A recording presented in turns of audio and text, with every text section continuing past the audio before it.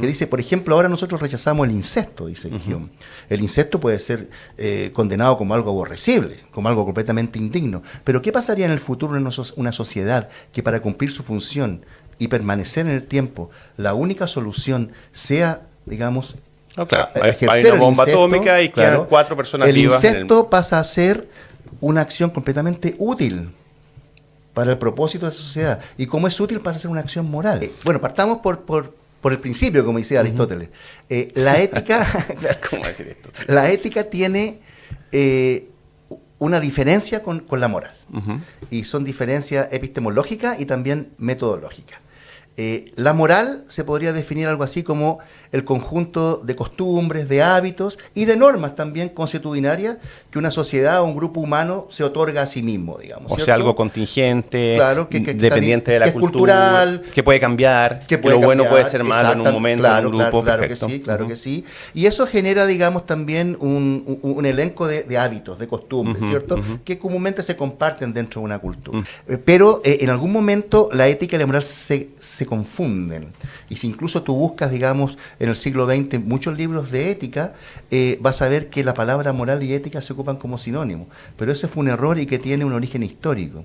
Porque en la antigua Grecia, ¿cierto?, en el periodo clásico, ¿cierto?, Platón, Aristóteles, ellos ocupaban un vocablo que es ethos, de donde viene etiqué, ¿cierto? Y ethos, en rigor, son 2 vocablos. Uno se escribe con eta, que es una vocal larga, aspirada en griego, y otra con épsilon, que es una vocal corta. La que se escribe con épsilon, ¿cierto?, que es como una E nuestra, significa costumbre o hábito. Pero el ethos, con eta, originalmente y muy antiguamente significaba el lugar donde estaban los chanchos en una casa. Eso era el ethos, donde estaban los chanchitos.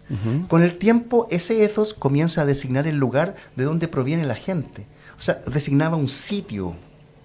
Y ese ethos estaba relacionado con el sitio donde provenía la gente, y dependiendo del sitio donde provenía la gente, tenía ciertas costumbres. Claro. Entonces comienza a asociarse el origen con las costumbres que tiene un individuo. Y eso comienza a constituir su carácter y su forma de ser, su forma de pararse en la existencia. Y ese es el verdadero significado de la ética, el cómo tú vas a ser en la vida y cómo debes ser en la vida. ¿Qué pasa? Que con el tiempo, después los romanos traducen y recogen solo un vocablo, que es el ethos con épsilon. Y por esa razón ellos traducen ese vocablo como mos, cuyo plural es mores, o sea, costumbres.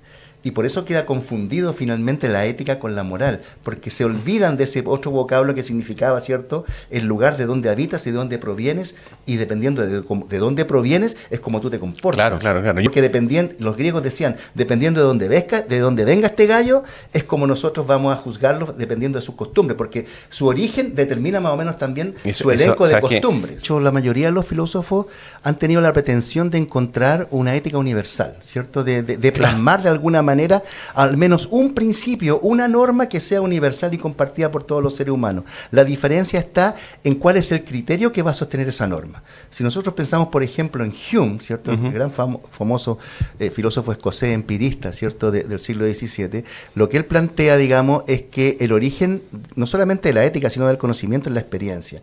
Y él plantea una ética sentimentalista, vale decir que proviene, por así decirlo, del sentimiento, de cómo tú vas a empatizar de alguna manera con el sentimiento de otro, o con el sufrimiento de otro.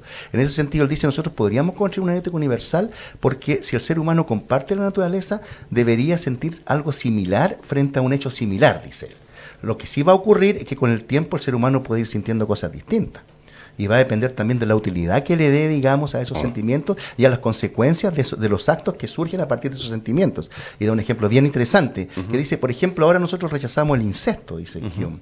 El incesto puede ser condenado como algo aborrecible, como algo completamente indigno. Pero ¿qué pasaría en el futuro en una sociedad que para cumplir su función y permanecer en el tiempo, la única solución sea, digamos, hay una bomba atómica y quedan 4 personas vivas? El incesto pasa a ser una acción completamente útil para el propósito de esa sociedad. Y como es útil, pasa a ser una acción moral. Ahora, en el caso particular que estás diciendo, supone de alguna manera como prerequisito que hay una especie de instinto moral, ético, estético, una reacción que nos pasa cuando vemos a un niño que lo están descuerando y le están echando limón en las heridas y uno dice, esto está mal. Exactamente. Pero eso ya también supone una posición de principio previa que no todo el mundo va a estar de acuerdo. Yo con mi pregunta más bien iba a que, claro, cuando dicen, no, los estudiantes de ingeniería, los de economía, los de medicina, tienen que tener un curso de ética porque si no van a salir poco éticos y tienen que aprender las cosas que están bien, las cosas que están mal. Y eso no sé si sea tan fácil como disciplina de estudio. Tú puedes decir las que me parecen mal a mí en términos generales, porque eso es lo que muchas veces hoy día se está entendiendo por ética. ¿Qué te parece a ti? Sí, mira, lo que pasa es que en general la ética como disciplina tiene pretensiones de universalidad y en general lo que busca también es señalar ciertos criterios o principios que eventualmente puedan ser compartidos por la mayoría de los ciudadanos, pero que están comprometidos con la moral y con la ley. Y eso es lo que busca en general la ética. Tiene esa pretensión de universalidad en el sentido de alguna manera, homogeneizar, digamos, la conducta de los individuos en sociedad. Evidentemente, de ahí a que eso se logre plenamente, ese es otro cuento, evidentemente. Pero la ética nace con esa pretensión. Y todas las éticas que tú puedes ver, deontológicas, contractualistas, utilitaristas, etcétera, tienen esa pretensión. Pero con distintos resultados. Con distintos resultados. Es como decir, la dieta óptima, pero tienes los veganos, los vegetarianos, los carnívoros. O sea, finalmente, si hicieras un libro comprensivo, tendrías que tener un capítulo dedicado a cada eticista. Y cada una de esas éticas genera escenarios contraintuitivos también, porque, por ejemplo, si pensamos en una ética que ha tenido mucho éxito, digamos, ¿cierto?, desde 200, 250 años atrás, que es la ética utilitarista, que es una ética decimonónica británica que surge más o menos en el siglo XIX, ¿cierto?, con pensadores como John Stuart Mill, Jeremy Bentham, etcétera. Y Peter Singer actualmente, por ejemplo, quizás es el utilitarista más famoso actualmente. Lo que dicen es que el único criterio de corrección moral para juzgar una acción o una norma tiene que ser la consecuencia que provoca. Si la consecuencia es útil para la sociedad, ese acto es moral. Pero ¿qué significa que sea útil? Significa que proporciona el mayor bien para el mayor número de individuos. Ahí inmediatamente tenemos un problema, porque significa que hay una minoría ya que está siendo sacrificada automáticamente. Claro. ¿Y qué significa bien? Porque también tú lo puedes traducir como aumentar el placer y disminuir el sufrimiento. Pero eso es una forma particular de bien. Sí, efectivamente. Mucha gente la considera pragmatista. No principalista, no basada en principios y por lo tanto una degeneración y viceversa. Eso es lo que... Efectivamente. De hecho, el utilitarismo es una forma de pragmatismo y una forma de consecuencialismo. De hecho, cuando Jeremy Bentham plantea su famoso cálculo hedonista de la felicidad, porque él pensaba que se podía calcular la felicidad a partir de 7 criterios, la gente comienza a llamar... ¿No te parece una locura racionalista, iluminista? Totalmente, pero es interesante en el contexto en que se da. Con el utilitarismo después llega John Stuart Mill al rescate de Bentham, dice no, que aquí hay placeres superiores e inferiores, bueno, y se genera otro tipo de utilitarismo. Pero se generan escenarios contraintuitivos en ese sentido, porque alguien podría decir, bueno, si tú eres, por ejemplo, un soldado que atrapas a un traidor, que ese traidor sabe dónde hay 20.000 prisioneros de guerra inocentes que van a morir de inanición en los próximos días porque llevan mucho tiempo ahí sin comer, sometido al frío, a la peste, etcétera, y tú sabes que ese individuo es el único que te puede dar la información de dónde están ellos. ¿Lo torturarías para que te dé esa información? El utilitarismo podría decir sí, tortúrelo. Otras corrientes como la kantiana dentro de la que diría no puedes torturar nunca porque torturar siempre es malo, digamos. Entonces, claro, y ambas tienen pretensiones de universalidad, ambas nos quieren dar un criterio de corrección moral que ojalá compartan todos los individuos, uno por vía racional, otro por vía empírica, etcétera. Todas tienen esa pretensión, pero todas, digamos, tienen visiones distintas eventualmente de un mismo hecho, porque el utilitarismo uno podría decir, bueno, es mucho más racional salvar a 20.000 inocentes y torturar a uno que es culpable. No, claro, ejemplos hay. Claro, otro diría, no, pues es irracional porque tú no deberías nunca torturar a nadie bajo ninguna circunstancia. O nunca matar a nadie bajo ninguna circunstancia. Claro, medio de fines. Hay un fallo famoso alemán que si va a un avión lleno de, que va junto a estrellarse contra una población y que está tomado por unos terroristas, si es legítimo echarlo abajo de un misilazo o no. Imagínate que esos terroristas van a destruir el mundo. A los 8.000 millones de personas. O van a chocar contra un estadio. Donde y tú vas a sacrificar 300 pasajeros de un avión, de un Boeing gigante. Claro. Pero son 300 versus 8.000 millones, digamos, ¿cierto? Entonces uno diría, ¿qué es más racional? Por un lado, los utilitaristas tienen un punto, ¿no? Uno diría, es mucho más racional salvar a 8.000 y al mundo completo y sacrificar 300, porque si no lo hiciéramos, caeríamos, digamos, ¿cierto?, en la situación de que por respetar a 300, perdimos el mundo. Tú entonces, necesitas tener un criterio de legitimidad para la acción. Yo me acuerdo del momento en que yo decidí estudiar Derecho, viéndolo quizás como una forma de estudios éticos. Me acuerdo haber visto en tardes de cine, que había en nuestra época en la televisión, una película en blanco y negro con actores muy conocidos de la época, donde el barco se le rompía un mástil y el capitán decía, bueno, no alcanza la comida y el agua para todos, tenemos que llegar, nos vamos a demorar 60 días, según las corrientes, en llegar a tierra firme, tenemos que tomar decisiones, o sea, tenemos que sacrificar a la mitad de las personas de acá. Vamos a sacrificar a los viejos, o sea, vamos a privilegiar a los niños y a las mujeres. Los niños, además, porque consumen menos agua, vamos a maximizar la cantidad de sobrevida. Bueno, finalmente llegan a puerto, logra salvar más vidas de las que había anunciado, pero habían muerto varios. Y bueno, llega a puerto y la gente que había sido salvada, en vez de hacerle un homenaje, dice, este tipo decidió morir de hambre a mi papá, a mi abuelo. Lo vamos a juzgar y lo vamos a condenar por asesinato. O sea, el mismo hecho que te podría haber hecho merecedor de una condecoración, te puede hacer merecedor de la pena de muerte. Y situaciones como esa existen muchas veces en la vida y es muy difícil determinarlas. Ahora, como ética aplicada, yo dije, bueno, esto se estudiará en Derecho. Después me di cuenta que en Derecho no estudiábamos esas cosas, o muy minoritariamente. Pero finalmente, esa pretensión de objetividad termina traduciéndose o pretendiendo poder ser traducida en una lista de cosas buenas y malas, prohibidas, no prohibidas. Lo que pasa es que siempre hay un sesgo subjetivo cuando tú juzgas un criterio, ¿cierto?, decisional. En el caso, por ejemplo, que tú señalas, esa persona juzgó a ese individuo porque había personas queridas de ellos, amadas de ellos, que habían sido sacrificadas. Pero lo hubiesen juzgado si no hubiese sido ese el caso, si los sacrificados hubiesen sido desconocidos, por ejemplo, que no tenían ningún vínculo con ellos. Hay un ejemplo muy, muy bonito, estos ejercicios mentales de Philippa Foot, que era una filósofa de Oxford, que se llama The Trolley Problem, o sea, el problema del trolley, donde relata el ejemplo de un tipo que va como en un trencito pequeño por una línea de tren, y va por una cuesta, y él lo único que puede hacer, digamos, es cambiar la dirección del tren, pero no puede frenarlo. Entonces, cuando va llegando a una intersección, es un carrito de tren, ¿no? Chiquitito. Cuando va llegando a la intersección, mirando el paisaje, disfrutando el paisaje, él ve que la intersección se bifurca en dos la línea, y en una hay un tipo amarrado a la línea del tren, y en la otra hay 5. Claro, bueno, eso es. Si él sigue derecho y no hace nada, o sea, omite hacer algo, pasa derecho y mata a 5. Si él cambia, ¿cierto?, la palanquita, se va por la otra línea y mata a 1, ¿cierto? Pero los escenarios son múltiples, porque uno diría, bueno, lo más racional es disminuir el daño, control de daño. Claro, accionar la palanquita y matar a 1 en vez de 5. Pero ¿qué pasa si tú después empezamos a agregar elementos al caso?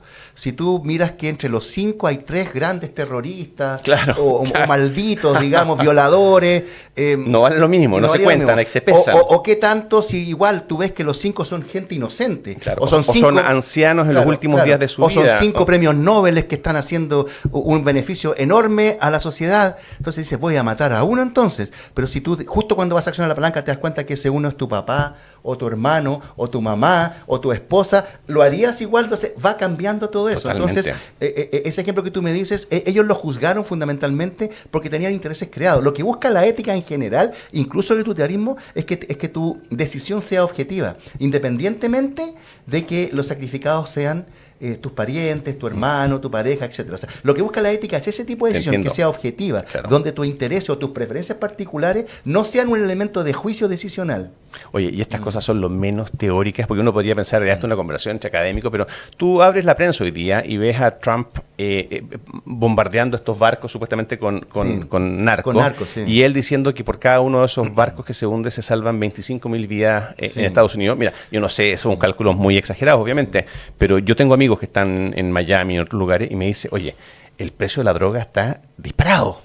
O sea, claro. Esa es la mejor forma para saber si está, entre comillas, uno podría tener opiniones si la prohibición está bien, mal, es otra discusión. Claro. Pero efectivamente, bueno, quizás, o sea, eso de que no, el fin no justifica los medios, a ver, pero a veces sí. A veces sí, no todos los medios son hermosos y lindos. Mutilar, cortar la mano a una persona que tiene gangrena, hay muchas cosas que son incómodas y esas son las cosas que nos preocupan. Depende mucho también en qué posición está el que tiene que tomar la decisión. O sea, por ejemplo, lo que decía Maquiavelo, ¿cierto? Decía, un buen rey no puede ser un buen cristiano. Porque el rey tiene que tomar decisiones completamente distintas al pueblo. El rey tiene que defender el Estado, para eso va a tener que matar, va a tener que engañar, va a tener que corromper, va a tener que ser injusto, va a tener que ser arbitrario, pero para cumplir su propósito, su obligación, que es mantener el Estado.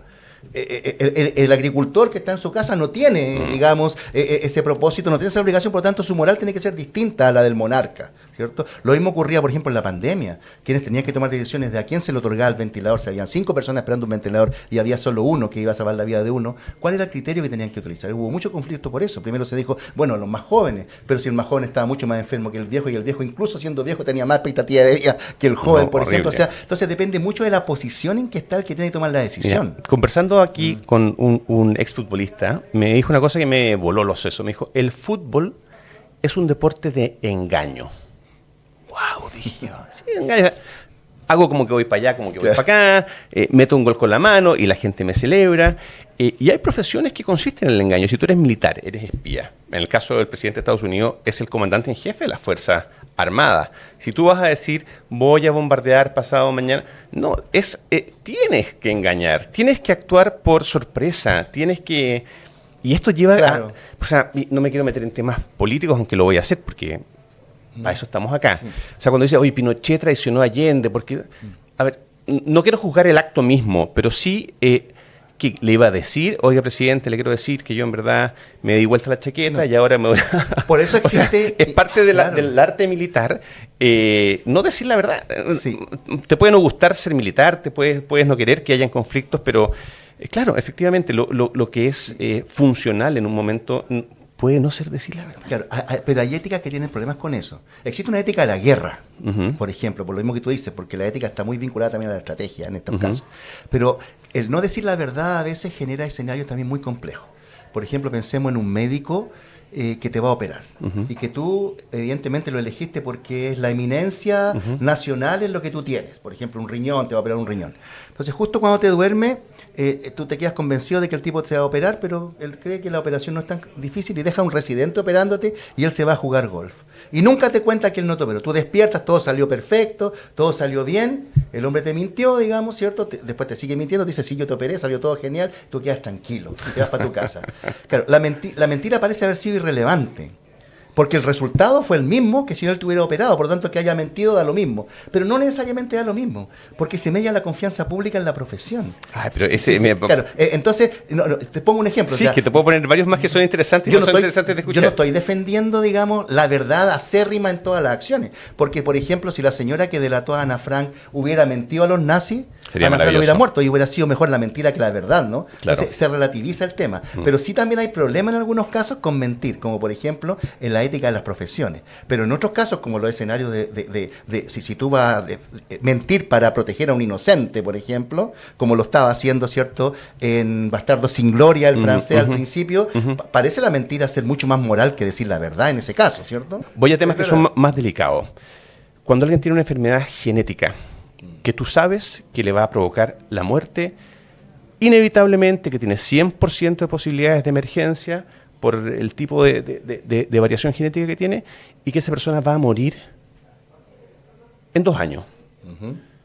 Esto es una enfermedad que existe, un caso que es súper real, donde además a la gente que le dan el diagnóstico, muchos de ellos se suicidan en la semana siguiente que le cuentan. Entonces, ¿qué pasa cuando tú, por ejemplo, eres adoptado y alguien sabe que un hermano tuyo tiene una enfermedad genética que puede ser tratada, pero te hicieron este tema de borrón de tu pasado familiar? ¿Es ético decirle, oye, tu hermano que tú no sabes quién es, tiene este problema, trátatelo? Hay reglas en la bioética específicas que se han creado para manejar esas situaciones.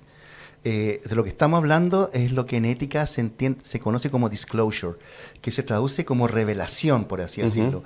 ¿Cuánta información y cuándo tú tienes que revelar en ciertos casos? En general, siempre es deseable que el médico en esos casos revele la información. Siempre es mejor, como norma general, decir la verdad que ocultar información. Ya, pero hay situaciones, evidentemente, en donde la bioética contempla que tú reveles la información, por ejemplo, escalonadamente.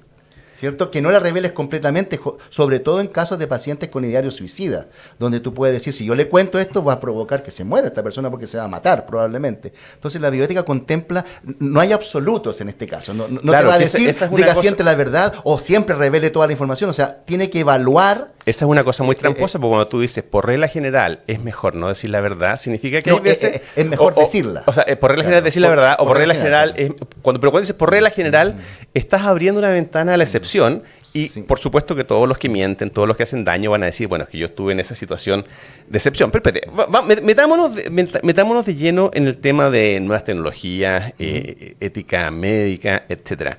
Quedamos con un tema a medio desarrollar, y es si es que existe, si es verdad o no, o si es que existe esa cosa que podríamos llamar una brújula moral en todos y cada uno de nosotros, porque si es que no existe, o si esa brújula es distinta, o si hay personas hipersensibles o personas que son menos sensibles o menos empáticas, la verdad es que no nos vamos o va a costar mucho ponerse de acuerdo en qué es lo que es bueno o malo. Porque claro, yo entiendo todos esos procesos, lo que es mejor en general, pero si es que no, ¿cómo lo medimos? ¿Cómo partimos haciendo eso?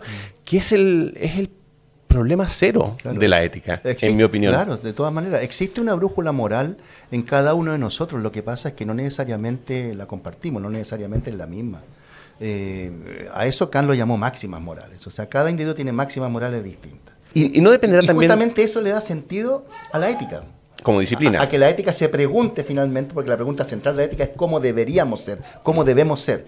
Le da sentido como disciplina para tratar de alguna manera, dentro de esa tremenda pluralidad de máximas, de esa tremenda pluralidad de principios individuales morales que existen, generar al menos uno que puedan compartir todos los individuos, digamos, para que de alguna manera reaccionen del mismo modo frente a situaciones distintas. Ahora, si hay personas si esa sensibilidad moral depende de... hay gente que procesa más la información con el corazón, por decirlo en forma simple. Otros que la procesan más con la mente. Otros que no reaccionan nada frente a determinados tipos de situaciones y otros sí les resulta sumamente sensible, ya sea porque son hombres, mujeres, lo que sea. ¿Cómo convences a uno u otro? Porque yo te reconozco que probablemente nunca me vas a convencer de que ciertas cosas son positivas.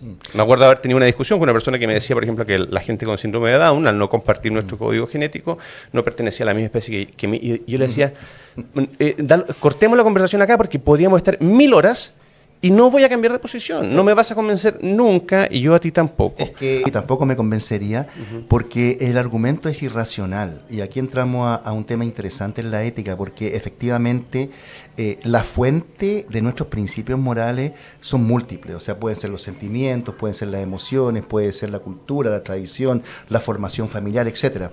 Pero lo que busca todas las éticas en general es darle una base racional a estos principios morales. Vale decir, si la argumentación está a un nivel emotivo, nadie se va a convencer de nada, ninguno de los interlocutores. La idea es elevar el debate, digamos, a argumentos que sean un poco más racionales, más plausibles desde el punto de vista racional. Y en ese sentido tú tendrías más posibilidades, no de convencerlo, pero de mostrarle un abanico de posibilidades más abiertas a la otra persona que pudiera razonar con más imparcialidad o con más objetividad.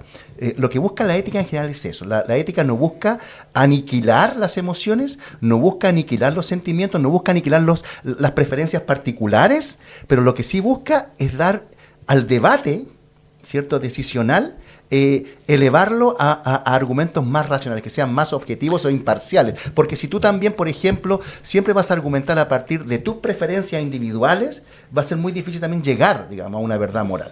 Pero eso significa que tú estás poniendo en una posición de preeminencia o privilegio a lo racional versus, por ejemplo, lo emocional. Sí, en general la ética lo hace así. Sí, yo te digo cuál es la percepción de la ética como disciplina. En general, toda la ética, desde Aristóteles en adelante, siempre han puesto de distintas maneras la razón como base de la deliberación moral, por así decirlo. ¿Y tú crees que eso lo hace también la bioética? En derecho hay una eterna discusión sobre si los jueces primero toman posición y después argumentan, o si primero argumentan y luego de un proceso deliberativo, racional, ordenado, llegan a conclusiones. Yo creo que muchas veces no nos sucede así. O sea que, como te decía recién, uno ve una situación y uno dice, esto no, por favor, esto esto no porque me patea. Sí, evidentemente. Y esa creo que es a veces la fuerza más real que nos mueve a los seres humanos y que uno dice, esa brújula moral básicamente te evita saltarte el razonamiento, porque en el razonamiento uno puede además también cometer errores o enredarse. Simplemente hay cosas que uno dice, no, por ningún motivo. Sí.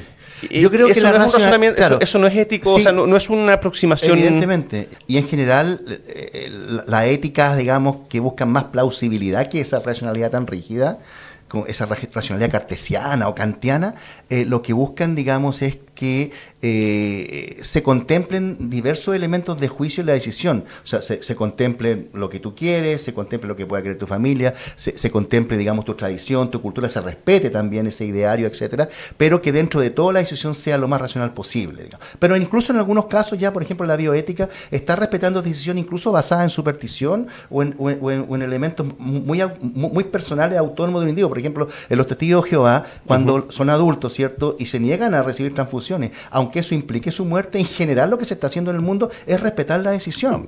Su propia muerte. Aunque uno podría decir, es irracional eso, porque vamos a hacer, pero no necesariamente irracional. Son sus derechos constitucionales, claro, de qué hacer con su vida. Y desde el punto de vista moral no necesariamente es irracional si la persona cree firmemente en eso, digamos, ¿cierto? Entonces, está tomando ese curso también. Yo creo que muchas veces la mente funciona más por carriles intuitivos que racionales. Pero mira, hagamos una breve pausa y me cuentas inmediatamente qué está pasando en el mundo, cuáles son los temas que se están discutiendo, qué está pasando con los avances genéticos, tecnológicos, con la inteligencia artificial, porque a ratos parece una película de terror, a veces parece una fantasía y probablemente la verdad esté a medio camino. O sea que entre la situación actual y todo ese mundo distópico controlado por las máquinas, faltan unas varias décadas, así que tenemos mucho por avanzar entre. Pero breve pausa, volvemos inmediatamente. Perfecto. Ya, Eric, cuéntanos qué está pasando en el mundo. Te apuesto que hay miles de cosas que nosotros no tenemos idea, que nos parecen ciencia ficción. O sea, te pongo un tema al azar.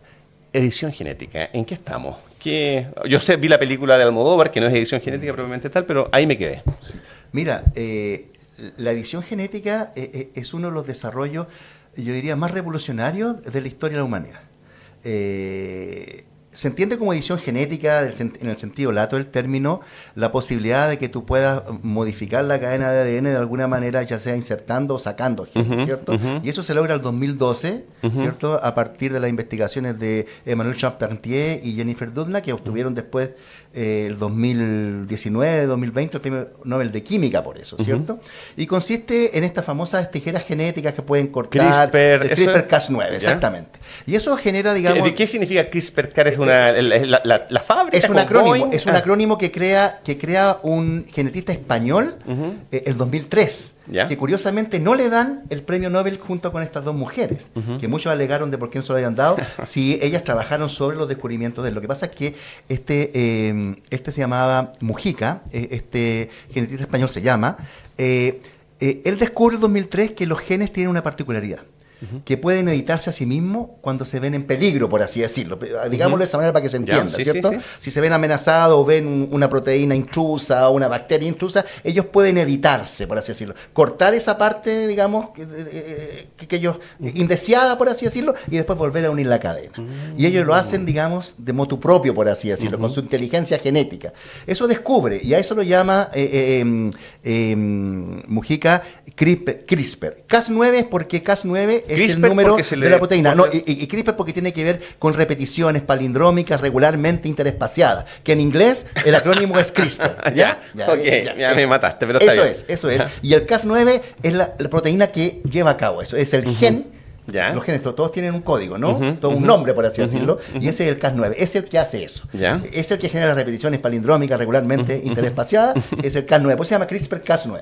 ¿Ya? Y esta señora, digamos, Jennifer Doudna de Estados Unidos y Emmanuel Charpentier de Francia, trabajan sobre esos descubrimientos, ¿cierto? Y lo que lograron fue que el gen hiciera eso cuando el ser humano se lo pida, no cuando el gen lo considera necesario. Esa es la diferencia con lo que hizo Mujica. Porque Mujica descubre que los genes hacen eso y le pone el nombre. Pero lo que hacen estas señoras es lograr que el gen haga eso cuando tú se lo ordenes, no cuando quiera el gen. Entonces tú puedes hacerle salir un cacho a alguien, una cola, ahora, etcétera, cuando tú quieras, dependiendo de cómo alteres esa tanto control cadena. Y conocimiento, y son tan independientes cada uno de los elementos del gen como para saber que este es el gen que te hace tener los ojos azules o verdes, o que te haga hacerle un cacho y no te pegue coletazos sistémicos en 20 otras situaciones Exactamente, distintas. sí, y eso se llama mosaicismo. Vale. ¿Qué es lo que pasa? Que te pega coletazos. Te podría generar efectos colaterales indeseados e inadvertidos originalmente cuando realizas la otra práctica. Ese fue el problema con He Jiankui, el científico chino que editó genéticamente a las gemelas para que nacieran sin SIDA, que es un caso, digamos, muy conocido. Entonces se lo criticó porque no se acogió a ningún protocolo ético y por el peligro de que estas niñas en el futuro, pese a que fue exitoso el procedimiento y nacieron sin SIDA, pueden ¿Nacieron sin SIDA o no se pueden contagiar de SIDA? O sea, ¿eran ella su madre o su padre? Se inhibió el contagio y nacieron sin SIDA porque el destino de ella era tener el SIDA. Por su madre. Claro. Entonces, el tema es que en este caso, si bien fue exitoso el procedimiento, existe el temor de que en el futuro puedan desarrollar alguna condición genética indeseada, inadvertida, producto de esa edición que tuvieron. Ese es el peligro con la edición genética. La edición genética es muy precisa y es un procedimiento muy barato, digamos, ¿cierto? O sea, muy preciso en el sentido de decir, ya, yo voy a sacar este gen o voy a insertar este otro para provocar tal cosa. Es muy probable que tú logres ese objetivo, porque es muy preciso. Pero lo que no se sabe a ciencia cierta es qué efectos futuros puede ocasionar esa práctica en la condición genética de esos individuos. Ese todavía no está muy claro con la edición genética. Oye, pequeña nota al pie, porque a mí yo escuché esta historia de este chino que había hecho esto, busqué en YouTube o en Internet, Google, y es un influencer, tiene una cuenta en Twitter donde tiene millones de seguidores y donde además dice que él va a seguir haciendo estos experimentos, creo que lo metieron preso, alguna cosa así, y todo, dice que va a seguir haciéndolo. Eso significa que probablemente él o sus discípulos lo estén haciendo as we speak, en este momento. Seguro. Y eso pasa por un montón de límites que a lo mejor nosotros tenemos hoy día, como por ejemplo no experimentar con humanos. Y también te lleva, para que me lo digas después, porque quiero que me sigas contando esto, pero esto de ponernos límites éticos te restringe también tus capacidades de acción, porque desde el momento que nosotros nos prohibimos experimentar con humanos, no le vamos a hacer esos tijeretazos genéticos a nadie probablemente, y los chinos nos van a llevar una ventaja brutal que ya lo están haciendo, o sea, desarrollan técnicas, desarrollan data, pero bueno, no, tú me estabas contando las cosas que están pasando en el mundo de la genética. Claro, con la edición genética ocurre esas cosas, bueno, y en general es una técnica bastante promisoria en el sentido de que puede, por ejemplo, erradicar enfermedades, usarse con fines terapéuticos. El problema con las prácticas genéticas en general, no solamente con la edición genética, sino con cualquier otra práctica genética o vinculada con la genética, es otros usos no terapéuticos que se le pueden dar a esas prácticas. Recuerdo una que se dio hace más de 20 años, ¿cierto? Cuando nace la primera bebé de probeta, ¿te acuerdas de Louise Brown, que nace en Inglaterra por fecundación in vitro, donde es una revolución también, ¿cierto?, científica, porque cambia completamente la fisiología humana. Por primera vez un embrión, digamos, vive fuera del vientre materno y después lo implantan, etcétera. Cuando ocurre eso, muchas parejas comienzan a solicitar el procedimiento de fecundación in vitro. Cuando las parejas se someten a estos procedimientos, no es que produzcan un solo embrión, siempre producen varios embriones y tienen que finalmente seleccionar uno de ellos para que se implante, y eso es lo que se conoce como selección embrionaria. ¿Qué pasa? Que al principio ellos seleccionaban a ciegas.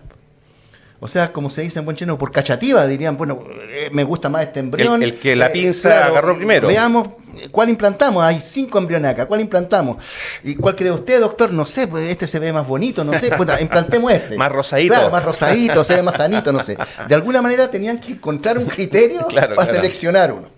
¿Qué pasa? Que evidentemente como hay un imperativo no solo tecnológico, sino económico en la ciencia, en la biotecnología, yo siempre he dicho, cuando me preguntan, profesor, ¿usted cuál cree que es el principal propósito de la biotecnología?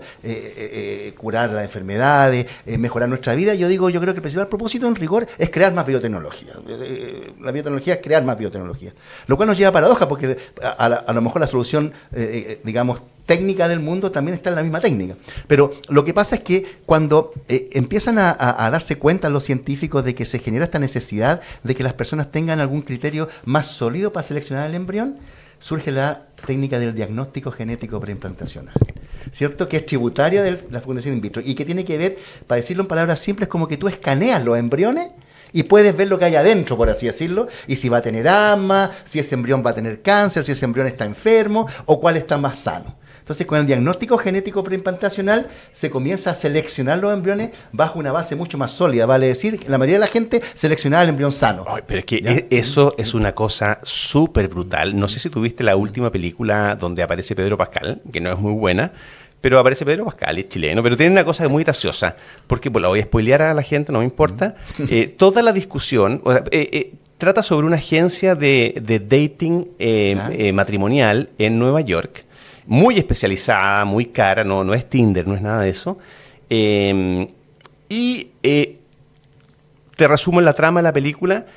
El primer criterio, y eso pasa en Tinder y en todas las agencias, para la selectividad de los hombres es la estatura. O sea, si tú mides más de 1,80, 1,83 en Manhattan es el tamaño óptimo, sino también puede ser muy grande. O sea, claro, eres muy chico para afuera. Bueno, y el problema del actor principal es que la novia lo descubre que se había hecho un estiramiento de las extremidades para poder para pasar del 1,60 al 1,83 y convertirse en un galán, playboy, robacorazones, etcétera. Pero bueno, eso supone una valoración de qué es mejor y qué es peor. Y según eso, medir 1,83 es mucho mejor que medir 1,60. Y bueno, tienes la selección genética para eso. Y empiezas a determinar qué cosas son mejores que otras. Mira, eso es súper interesante. Oye, yo me estaba saltando esa película, la he visto en cartelera ahí en... No es muy buena, ya te conté lo más importante. Pero una de esas la voy a ver. Para clases te puede decir. Por lo que me dijiste, sí. Si está interesante, si he visto la película por ahí. Oye, sí... ese es uno de los temores, digamos, de la selección y de la edición genética también, que es mucho más rápida, que a través de la selección embrionaria tú puedes buscar un solo estereotipo de ser humano, ¿cierto? Porque y que está de moda, además, claro, porque no hay ningún criterio para valorar algo. Pero muy probablemente si el mundo empezara una carrera por mejorar el estereotipo humano, no creo que fuera indígena, ni probablemente africano, quizás obedecería a ciertos estereotipos estéticos que históricamente se han considerado superiores a otros. Ese es un problema, se perdería un poco la diversidad genética. Y esto es lo que pasó un poquito con lo que yo te quiero contar con el diagnóstico genético preimplantacional, porque el diagnóstico genético preimplantacional comienza a ser usado desde entonces para implantar embriones sanos, o sea, con fines, podríamos decir, terapéuticos, ¿cierto? Es decir, evitemos implantar un embrión dañado para que ese niño cuando nazca no esté enfermo, tenga una mejor vida, etc. Con el tiempo comienza a emplearse para seleccionar el sexo, porque tú con el diagnóstico genético preimplantacional también tú puedes ver qué sexo tiene el embrión. Y eso generaba escenarios contraintuitivos, porque en lugares donde los hombres tienen mucho más derechos que las mujeres, los padres seleccionaban hijos hombres y no mujeres. Si tú extendieras esos ad infinitum, ocurriría que en algún momento en la sociedad habrían puro hombres y no mujeres. Llevaba a eso. Padres negros querían eventualmente producir niños blancos porque consideraban que en la sociedad un hijo blanco iba a tener muchas más posibilidades que un hijo negro. O sea, genera esos escenarios contraintuitivos. Entonces comenzó... Y una perpetuación de un set de valores que es bastante discutible. Totalmente. Pero ¿qué ocurrió? Que eso sí ya era controversial el 2002. Una pareja de mujeres lesbianas, casadas entre sí, sordas de nacimiento, solicitan el procedimiento para producir y seleccionar un embrión sordo. Y bueno, todavía no se puede determinar qué es lo que hace alguien que sea homosexual o no, pero podría haber, eventualmente en el futuro podría decir lesbiana y sordo. O sea, mujer, lesbiana y sordo. Claro. Ellas querían, porque ellas eran activistas de la sordera. Ellas participaban en el movimiento de la sordera porque ellas eran sordas de nacimiento y más eran profesoras de la comunidad sorda, donde ellas decían que la sordera no es una discapacidad y que ser sordo no implica ninguna limitante. O sea, seguro que te permite concentrarte más, desarrollar. Claro. Yo me uso tapones para los oídos durante el día para poder trabajar y trabajo mucho mejor. Hay un punto, eso lo entiendo. Hay un punto, evidentemente. Entonces, ella como una acción positiva, podríamos decir, para demostrar su punto, dijo, nosotros vamos a tener, como la ciencia ya lo permite, vamos a tener un hijo sordo. Y vamos a utilizar por primera vez en la historia una técnica genética con fines digenésicos. Vale decir, no para mejorar el niño que viene, tampoco con fines terapéuticos, sino para que nazca con una discapacidad. En lenguaje convencional, porque mejor, decían, peor, ¿quién sabe lo que es eso? Claro, pero después te voy a contar otra historia. Entonces, por primera vez se utiliza para tener niños sordos. Y nace el niño, y nace sordo, evidentemente. Y después de eso, miles de personas en Estados Unidos, porque esto ocurrió en Estados Unidos, comienzan a solicitar el procedimiento para tener hijos enanos e hijos sordos. Porque enanos que vivían en casas de enanos decían, nuestra casa está hecha para enanos. Me imagino que una enanita, la barriga, o sea, el útero es más chiquitito. Claro. El inodoro, no, pero por fines prácticos. El inodoro está hecho para un trasero de un enano y no para alguien que mida 2 metros y pese 200 kilos, si nos llega a salir un hijo así. Los dinteles de la puerta están a metro 40 y no a 2 metros. Nosotros queremos un hijo sordo. ¿Por qué? Perdón, un hijo enano. Porque un hijo enano es el mejor hijo posible para nosotros. Claro, y no nos desconfirma en nuestra posición en el mundo. Claro, pero podemos educarlo, sabemos sus problemas. Pero yo te voy a contar algo, independientemente de que es discutible y está abierto a debate, si el enanismo, si la ceguera, si la sordera sean o no discapacidad o simplemente expresen diversidad funcional. Yo haciendo clase en un doctorado en Georgetown, ¿cierto? Yo tenía un módulo que se llamaba Problemas Morales Contemporáneos. Es que yo creo que es el curso más interesante que uno podía tomar en el mundo entero. Y mira lo interesante que ocurrió. Esto fue una pura casualidad. Yo tenía 3 estudiantes sordos de doctorado en filosofía de Georgetown. 3 estudiantes sordos. Y durante todo el semestre yo estuve pensando y cuestionándome y tratando de decidir si les ponía este caso o no. Wow, eso es un problema ético contemporáneo. Si no hubiese habido los 3 estudiantes sordos, que además te podían funar, porque no había ningún problema, pero me complicaba el hecho de que hubiese 3 estudiantes sordos. Y era bien interesante cómo era la clase, porque el resto no eran sordos, de estudiantes del doctorado. No eran muchos, porque eran como 10 estudiantes. Llegaban con 2 traductoras, que se turnaban porque eran módulos largos. Entonces yo hablaba y ella hacía las señas, y cuando ellos me hablaban, ellos hacían señas y ella me hablaba a mí.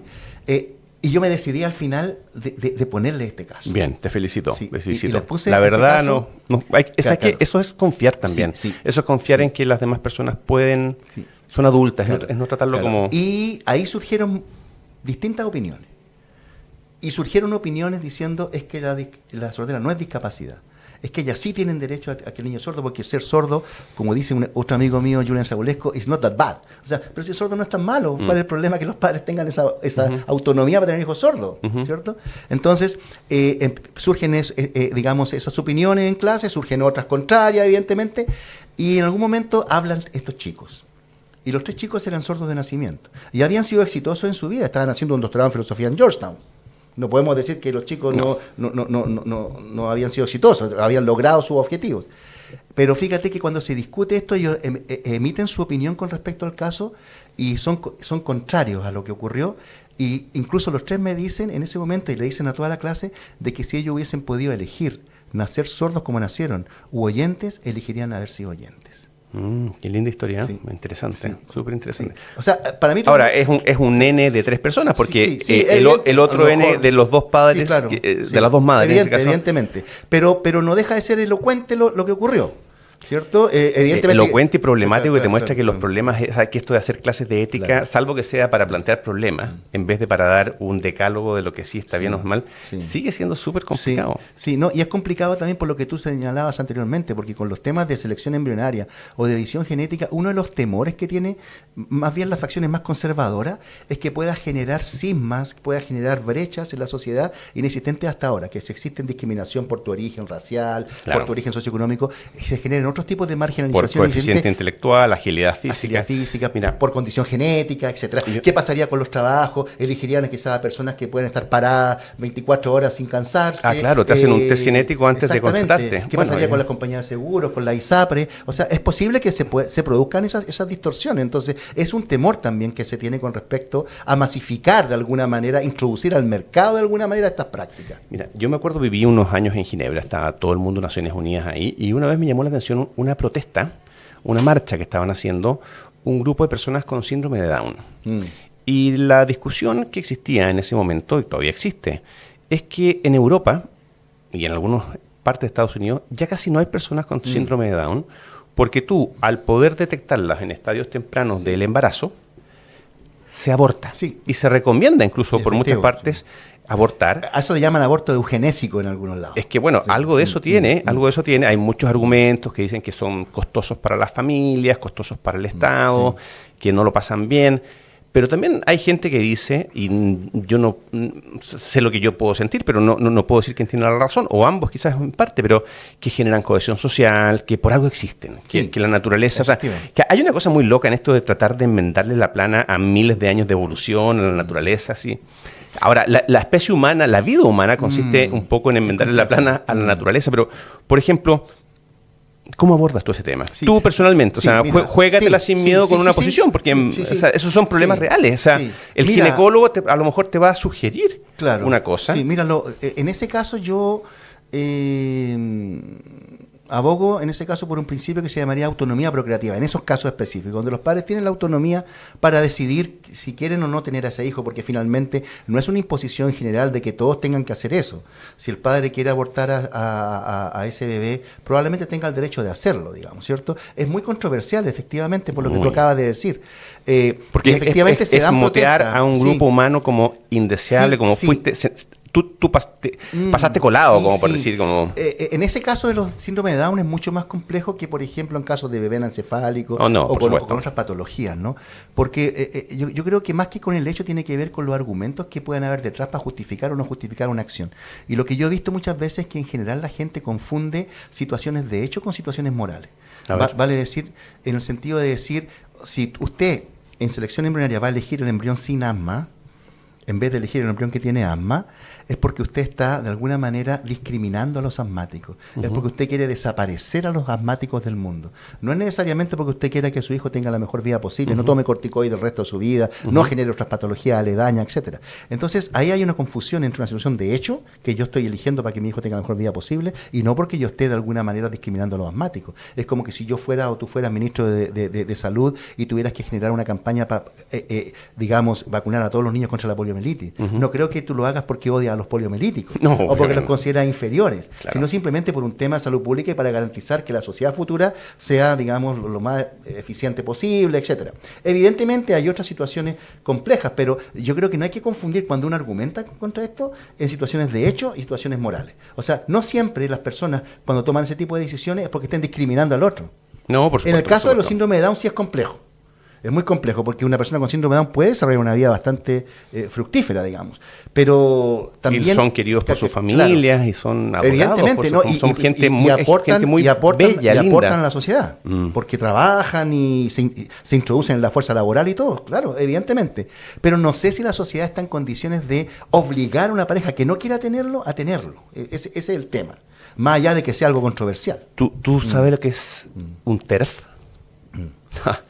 Es muy gracioso en alguna época cuando recién partió esto de que la gente se podía autopercibir de una manera u otra, qué sé yo. Yo en una conversación social yo empecé a hablar de mí como en femenino, por tontear. Y en algún momento me dijeron, tú eres una mujer TERF. Yeah. ¿Qué es eso? Bueno, yo básicamente estaba diciendo que aunque fuera yo autopercibido mujer, que era broma, igual no podía saber realmente lo que era salir a la calle, tener menos fuerza física que la mayoría de la gente, que me pudieran violar y que de la violación podía surgir un embarazo. Que esa situación solamente lo podía percibir una mujer nacida mujer, con órganos, con útero, por decir así, con óvulos, y un hombre autopercibido mujer. No, jamás iba a poder empatizar con eso.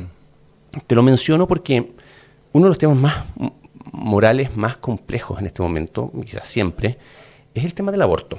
Es el tema del aborto y uno como hombre, o nacido, como quieras llamar, no sé si tiene todas las herramientas, la sensibilidad, la empatía, como para ponerse en la posición que tiene una mujer, nacida mujer y particularmente la madre que está gestando.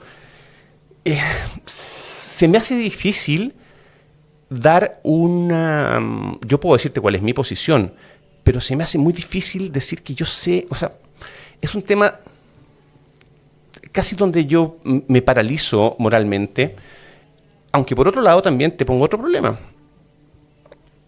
Una guagua tiene padre y madre, o por lo menos tiene dos progenitores. Tiene derecho, si al papá le van a cobrar pensión de alimentos, si al papá le van a cobrar un montón de cosas, tiene derecho a decir, no, yo no estoy de acuerdo con lo que tú vas a hacer, porque tú me decías, esto es un derecho de la parentalidad, o sea, una elección parental. ¿Pero de quién? Sí. O sea, son problemas tremendos. No sé, sí, es un tema súper complejo. Ahora, si la pregunta es, si el padre tiene o no derecho al menos a opinar o dar su opinión o interceder en la decisión, yo creo que sí. No, pues eso es el derecho constitucional de libertad de opinión y expresión. Sin ninguna duda, evidentemente. Yo no creo que sea una decisión que solamente puede atribuirse a la madre, independientemente de que sea la madre la que va a tener el embarazo, las molestias, que la que va a tener, digamos, que bancarse, por así decirlo, eso que ella no quiere asumir, evidentemente. Pero yo no creo que se pueda excluir, digamos, al progenitor de esa decisión. Pero es muy complejo, evidentemente, porque hay muchas personas que abogan por el hecho de que la madre es solamente la que tiene la decisión, ¿cierto? Por ser ella, digamos, evidentemente la que va a tener que estar embarazada. Pero claramente yo creo que el progenitor tiene algo que decir al respecto también, evidentemente. Pero ese tipo de decisiones éticas extremas, como compra-venta de órganos, que puede ser, o comprar gente que vende sangre, que es muy distinto vender sangre que riñones, pero o la edad necesaria para poder dar el consentimiento para hacer un... Bueno, tú probablemente sabes con certeza, mucho mejor que yo, los dilemas más de vanguardia en el mundo de la ciencia, de las tecnologías. Sí. Bueno, y también se resuelven con un acto de poder, porque ¿qué tanto es la reflexión ética la que orienta qué se va a hacer o no se va a hacer? Te menciono un tema, pero para que te lo dejo dando bote para que tú reacciones.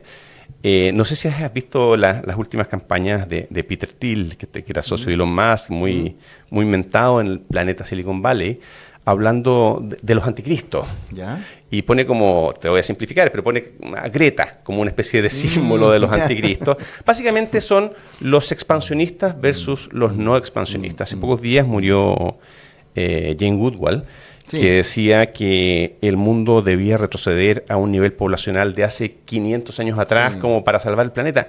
Esa historia yo la vengo escuchando hace 20 años y todavía no colapsamos. Pero voy a otro punto, hay una actitud también de optimismo o de pesimismo respecto de avanzar o no avanzar, hasta dónde llegamos. Es una actitud quizás de tipo psicológico, de personalidad, si nos da miedo o no. Te dejé un tema gigante, porque dame de todo, porque yo creo que hay tres actitudes fundamentales que se pueden, percibir claramente. Una es una actitud más conservadora, que yo diría minoritaria. En general, la gente frente a la tecnología tiene una actitud bastante liberal, en el sentido de que, por favor, denme más tecnología. Claro, es buena, es interesante. En general es eso. Los conservadoristas son menores, los que dicen, como Jane Goodall, reducamos la población. Que divertido que ahora ser así, o sea, probablemente ella era muy partidaria del aborto, y muy partidaria de cosas que en otro momento eran consideradas progresistas y liberales. Hoy día ser conservador es tener pocos hijos, es ser conservador, es conservar el planeta para... Sí. Y hay ella se moriría si le dijéramos que es conservadora. Seguro. Y hay otra actitud que es más apática, que hay un grupo de gente en que como que no juzga nada de esto, simplemente se deja llevar por el centro, pero sin tener mucha opinión. Yo creo que en el tema de las nuevas tecnologías también hay mucha ideología involucrada. Hay muchas personas, digamos, que son tecnófobas, por ejemplo, que dicen no a la tecnología porque esto va a terminar deshumanizando, nos va a terminar acabando con nosotros, pero eso no necesariamente puede ser así. O sea, bajo ninguna perspectiva. Yo no tengo tanto problema con el hecho de que el mundo evolucione a una sociedad más tecnológica. El problema que yo tengo es que hay que poner mucha atención en la transición de esa evolución. Mientras tú pasas del estado A al estado B, ahí pueden haber problemas. Pero una vez en el estado B yo no veo ningún problema con eso. O sea, si evolucionáramos a una sociedad transhumanista, por ejemplo, ¿cierto? O más tecnológica, no tengo tanto problema. ¿Qué quiere decir con transhumanista? Yo sé porque estuvimos hablando con uno de los gurús de ese tema aquí mismo. Sí, el transhumanismo es una filosofía y un movimiento cuya principal premisa es que si el ser humano posee la tecnología para mejorar su condición, debe hacerlo. Hay un imperativo moral, incluso, subyaciendo a eso. Hay un argumento detrás de la filosofía transhumanista. No es solamente, digamos, de que tú mejores por mejorar, no, sino que si la tecnología es segura y efectivamente te garantiza mejorar tu condición, no por razones terapéuticas, no mejorar una enfermedad, sino perfeccionarte. Ser más bello, ser más rápido, ser más resistente, etcétera, vivir más tiempo, o no morir nunca, etcétera. Si la tecnología te lo permite, hágalo. Es su deber moral hacerlo. No hay ningún problema moral con ser más perfecto, o ser mejor, o cambiar radicalmente de la condición actual. Hoy día suena muy, incluso puede provocar como paranoias distópicas, pero es lo que venimos haciendo los seres humanos desde hace siglos, porque usar anteojos, Claro. Cortarse las uñas, usar champú, no sé. Ir al dentista, elongar. Claro, elongar sí. No, claro, pero ¿sabes lo que pasa, Francisco? Es que eso es efectivo, claro. El ser humano siempre ha querido ser mejor de lo que es, siempre ha querido vivir más. Pero me parece bien como imperativo ético. Sí, claro, pero lo que pasa es que ahora la tecnología te permite avanzar de una manera mucho más profunda, más radical y mucho más rápida. Y más radical en el sentido de que el cambio que te va a provocar es completamente superior en intensidad y en naturaleza al que te puede provocar lavarte los dientes, ir al dentista o ponerte una inyección, digamos. Es un ejemplo donde un cambio cuantitativo radical se transforma en un cambio cualitativo. Y estamos hablando de si pensamos los sistemas de inteligencia artificial, lo que pueden provocar, por ejemplo, es verdad que pueden provocar sociedades donde, digamos, cierto, el trabajo humano sea reemplazado por las máquinas, eso puede ocurrir. Yo voto por ese escenario. En la transición es lo que preocupa, qué va a pasar con todos los seres humanos que van a quedar desempleados, qué sentido se les va a dar a sus vidas, cómo van a encontrar, digamos, sentido, cómo van a subsistir, etcétera. O sea, el tema es cómo nosotros vamos a solventar los cambios que esa transición implique. O sea, también no necesariamente la sobrepoblación humana de que nazca más gente, ¿cierto? O de que las personas vivan más tiempo, en vez de 80 vivan 120 años. ¿Qué va a pasar con todas esas personas que viven 40 años más? El mundo se va a sobrepoblar, en vez de 8.000 quizás vamos a ser 15.000, y algunos dicen, no, pero es que eso va a ser un problema, ¿quién paga las pensiones? ¿Dónde cabe toda esa gente? No necesariamente es un problema per se, sino el cómo nosotros manejamos la transición, cómo acomodamos a esa gente, y eso mismo ocurre con todas las tecnologías y con todos los cambios que puede provocar las tecnologías emergentes, entre ellas la edición genética y la inteligencia artificial, que son como las más disruptivas, ¿no? En las que pueden ocasionar más cambios fundamentales en la forma de que nosotros vivimos. O sea, básicamente, después de una vida dedicada a la bioética, al bioderecho, tú eres optimista, eres de echémosle para adelante, tengamos cierto cuidado, pero la paranoia, no. Sí, mira, yo igual estoy escribiendo un libro ahora que se llama precisamente ¿Y si todo no sale bien? El no entre paréntesis. Sí. Y que se llama Inteligencia Artificial, Utopía Profunda y Futuro de la Humanidad. Ya, oye, titulares de tu libro. Sedúcenos, quiero leerlo, pero ¿en qué estás ¿eso significa en qué estás trabajando, en qué estás pensando? Sí, estoy pensando en que en general la inteligencia artificial, yo no tengo una posición contraria, ni soy tecnófono, ni estoy en contra del florecimiento tecnocientífico bajo ninguna perspectiva, pero sí estoy a favor de que se analice lo más objetivamente posible el asunto. Y lo que yo estoy viendo es que en general el mundo está recibiendo a la inteligencia artificial no solo con asombro, sino con mucho beneplácito. ¿Cierto? Demasiado, dices tú.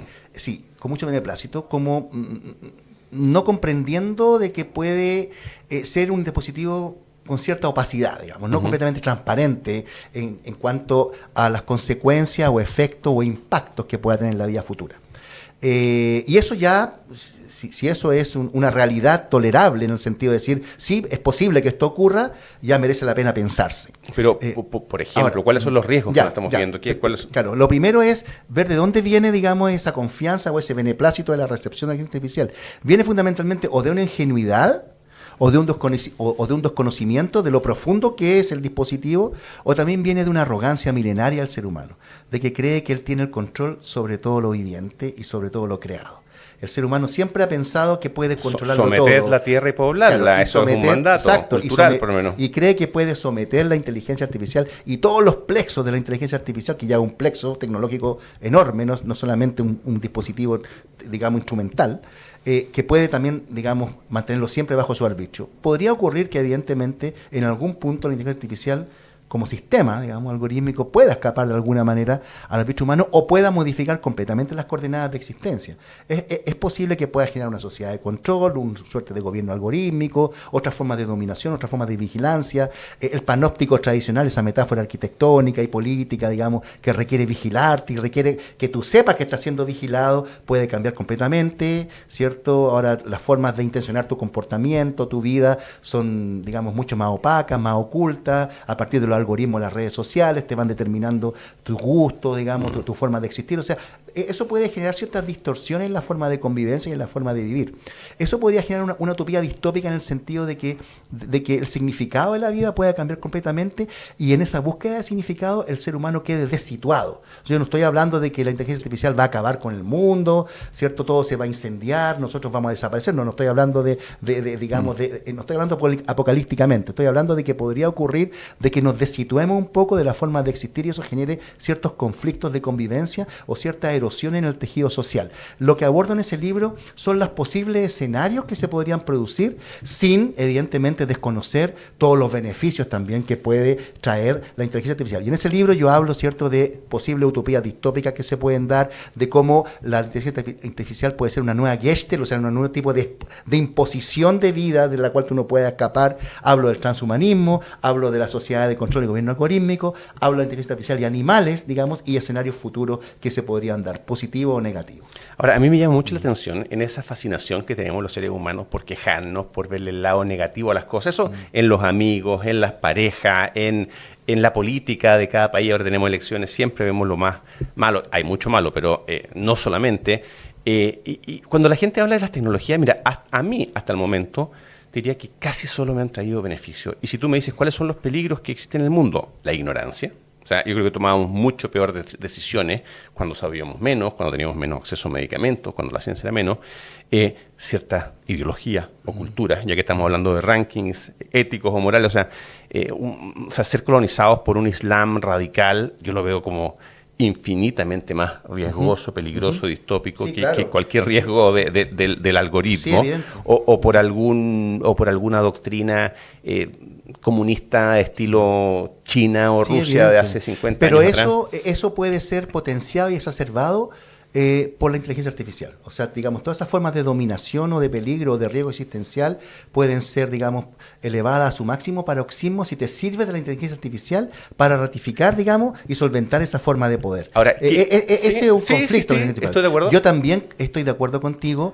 en que la tecnología en general ha sido más beneficiosa que maleficente. O sea, sin el desarrollo científico y tecnológico en los últimos años, nosotros todavía tendríamos una expectativa de vida de 30 años, probablemente. Claro, y dependeríamos de la brujería en vez de discutir si el paracetamol es bueno o malo. O sea, sería necio, digamos, no ver aquello, ¿no?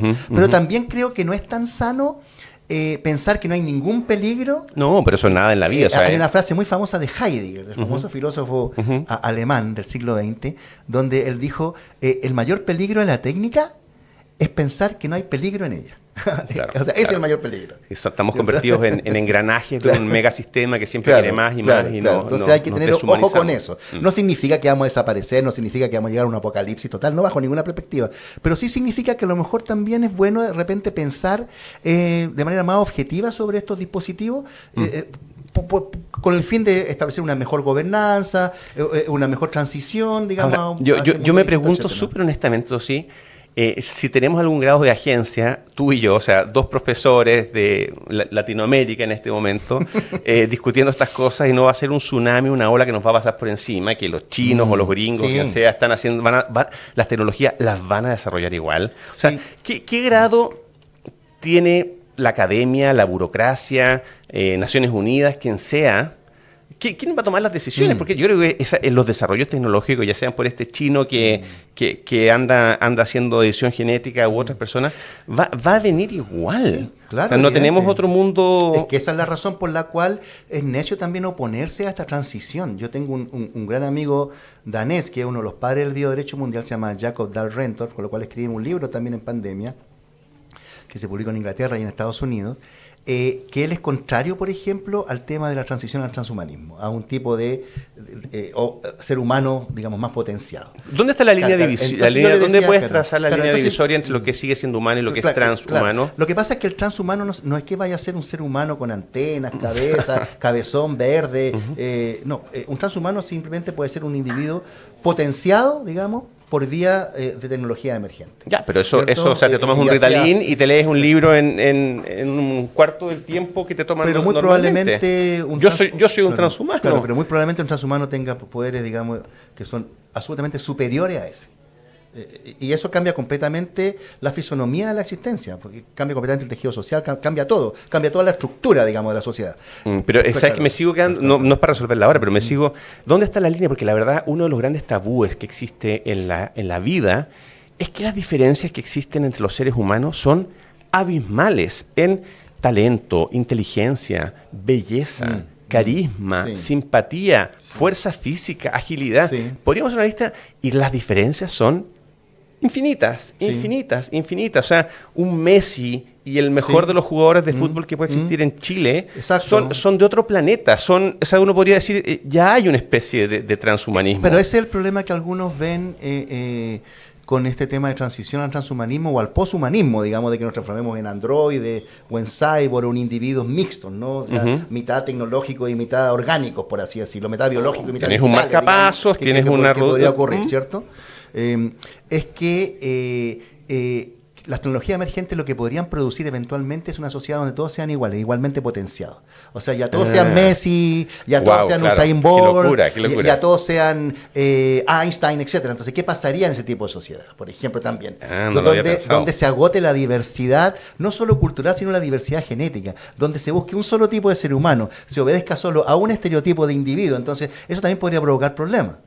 ¿Te das cuenta? Entonces, Tremendo. algunos tienen, digamos, también esa aprehensión con respecto al impacto que pueden tener estas regiones emergentes. Porque si bien antes nosotros hemos podido cambiar y generar por vía natural estos grandes genios, digamos, en diversas actividades humanas, ahora esto se podría generar de manera completamente deliberada. No, y muy masiva, ¿cierto? Porque a mí me parece muy bien haber reducido significativamente la displasia de caderas, por ejemplo. Sí, o sea, y se genera más homogeneidad en muchos seres humanos. Evidente. Pero, claro, de ahí es realmente una cosa que no porque eso tenía un fin terapéutico. El tema es que tenga un fin eugenésico, vale decir mejorar, por ser más perfecto, ¿cierto? Eso es lo que genera en algunos sectores muchas aprensiones y muchas preocupaciones morales, digamos.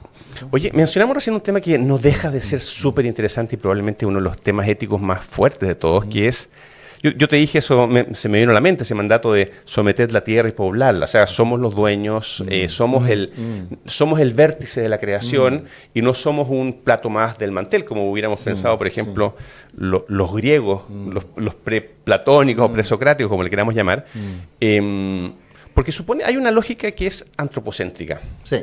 Y quiero saltarme a otro tema, gigante también, porque tú eres de las personas probablemente que mejor conozcan en el mundo a uno de los filósofos vivos más importantes y más conocidos, que es Peter Singer, que de alguna manera se mete con ese tema. O sea, tener una ética antropocéntrica y una que no lo sea, y yo creo que el cristianismo, por ejemplo, que es como cultura fundante de buena parte del mundo, incluido Chile, es bastante antropocéntrica. Sí, en general.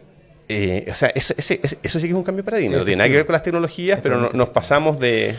De hecho, la cosmología actual, digamos, la visión del mundo, la recepción de la existencia es antropocéntrica, en el sentido de pensar que nosotros tenemos el control sobre todo y que somos el tribunal supremo de todo lo existente. Eso es antropocentrismo puro. Eso es. Y perforamos un cerro para sacar cobre y somos extractivistas. Evidentemente. Y de alguna manera... Claro. O sea, si a mí me eligieran vivir en un país extractivista donde sacamos cobre, yo soy de ese mundo. Claro. La tierra ya no es tierra, imagen georreferenciada, el río ya no es río, sino central hidroeléctrica. El ser humano cuando ve un río ya no ve. Naturales, claro, exactamente. Entonces, lo que viene a hacer Peter Singer un poco es a cambiar un tanto ese paradigma, proponiendo una teoría que él llamó The Expanding Circle, o sea, el círculo en expansión, ¿cierto? De hecho, sea de paso, Peter Singer fue quien me consiguió mi puesto en la Universidad de Georgetown, perdón, en Princeton, ¿no? Yeah. Allá, como profesor adjunto, yo trabajé los dos bastante más jóvenes. Sí, claro, yo trabajé varios años con él ya está jubilado de Princeton, pero muy activo en las redes, en podcast y todo eso. Trabajamos mucho tiempo juntos me imagino que las veces que ha venido a Chile también es obra y magia. Sí, las dos veces sí. Las dos veces me imagino. Sí, entonces él propone, digamos, que el paradigma de la ética emigre de lo antropocéntrico más bien a lo biocéntrico. Porque tampoco es ecocéntrico, porque lo ecocéntrico es tan ideológico como lo antropocéntrico. Claro. ¿Cierto? Lo biocéntrico es más integrativo, por así decirlo. Y dentro de esa visión de la moral en expansión, del círculo en expansión, integrar no solamente a seres humanos, sino también a entidades extrahumanas, ¿cierto? Fundamentalmente los animales y también la naturaleza. Pero no solamente tampoco... Sin un degradé, por decirlo así, sí, animales más... Sí, hay un degradé implícito, él no es completamente explícito en eso, pero claramente si tú le preguntaras a Peter Singer si la consideración moral del humano tendría que ser completamente equivalente a la de un chimpancé o a la de un camarón, él te va a decir no. No, claro. No, evidentemente no. O sea, si yo mismo, Peter Singer, tuviera que elegir entre matar una vaca y matar a un niño de 8 años, probablemente elegiría la vaca. Si tampoco soy idiota, te va a decir, ¿cierto?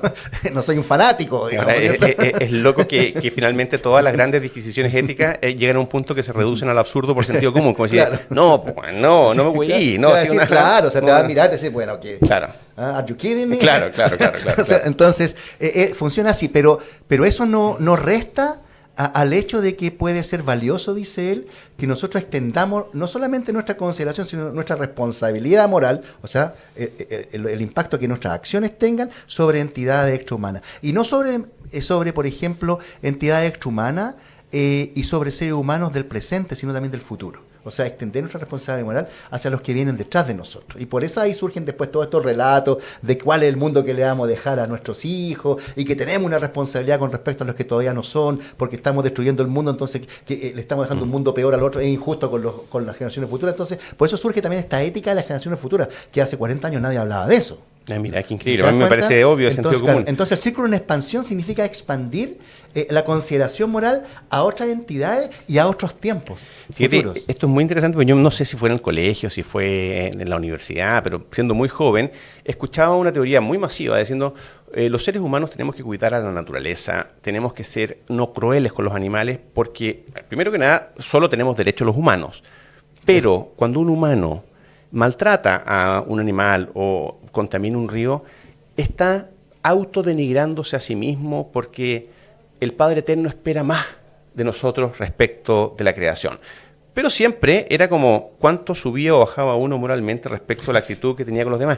Y yo sentía siempre había un sesgo entrópico, como se dice. Siempre era todo visto desde ti. Y que en parte algo de sentido tiene, pero se me quedaba corto. Yo decía, no puede ser así. O sea, hay algo en la misma discusión sobre el aborto. O sea, me parecía que toda esta macana de empezar a decir que cuándo es humano, no es humano, que respira, que tiene nombre, que no tiene nombre, que el papá lo reconoce, que no...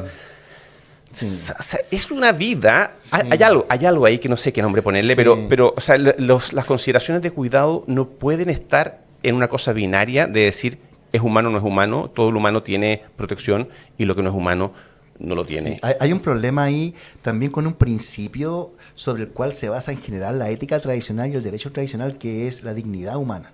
¿Ya? ¿Cierto? Ahí tenemos una petición de principio. A ver, dale, porque todo el derecho contemporáneo se basa así. Sí, el derecho internacional, el constitucional, todo. O sea, desde la Constitución alemana del 48. El derecho internacional, dignidad los derechos humanos. Lo que legitima la acción del Estado para los que no tengan educación jurídica es la dignidad humana, de ahí nacen los derechos humanos. Claro. Todo. Pero nadie sabe muy bien qué es la dignidad humana, porque si yo te preguntara a ti, ¿qué se daña cuando se daña la dignidad? Es poco claro. Si yo te digo que se daña cuando se daña la autonomía o cuando se daña tu integridad, pues es más fácil responder, porque nadie sabe muy bien qué es la dignidad y dónde está, digamos, alojada en nosotros y por qué simplemente sería humana y no habría dignidad, por ejemplo, en la naturaleza o no habría dignidad en un animal no humano, digamos, ¿cierto? Entonces, ese es un problema epistemológico también, porque la dignidad se considera no solamente un principio cúspide, sino también un principio que es léxicamente anterior a los otros. ¿Qué significa eso? Que tú no puedes ejercer ningún principio si va a violar la dignidad. No, ¿cierto? Es prejurídico, preconstitucional. Claro, es complejo el tema.